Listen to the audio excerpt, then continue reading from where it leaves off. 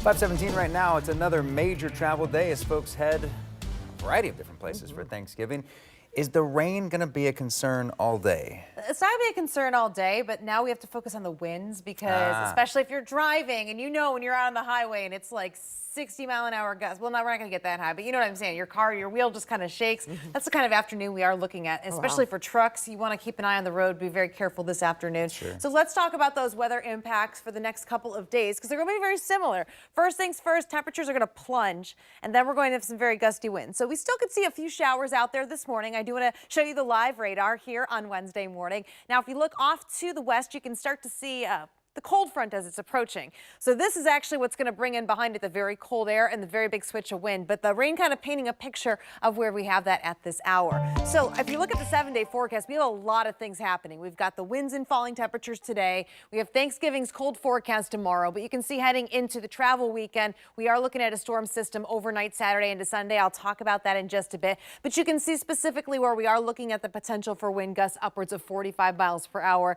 Again, we could see some issues with travel. We could also see some power outages, not widespread by any means, but just something to keep in mind if we have branches or trees that do come down.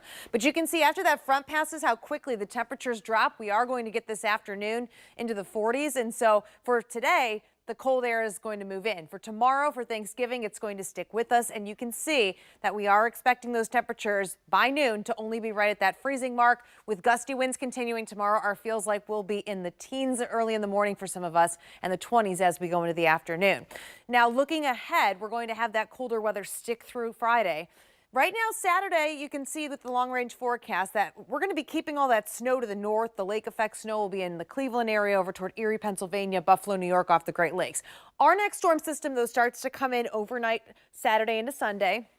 And you can see we might get a little brief snow first, but it is looking right now like if this cold air stays far enough to the north, we might be having that transition over to rain, and then it'd be more of a rain versus a wintry mix or snow going into the afternoon. Still a lot of uncertainty with this forecast, and of course the 10 weather impact team, we've got our eyes on it for you, and we'll keep you updated as those changes come in. But you can see as we look at the extended forecast, no problems as far as rain goes for today, tomorrow, and Friday.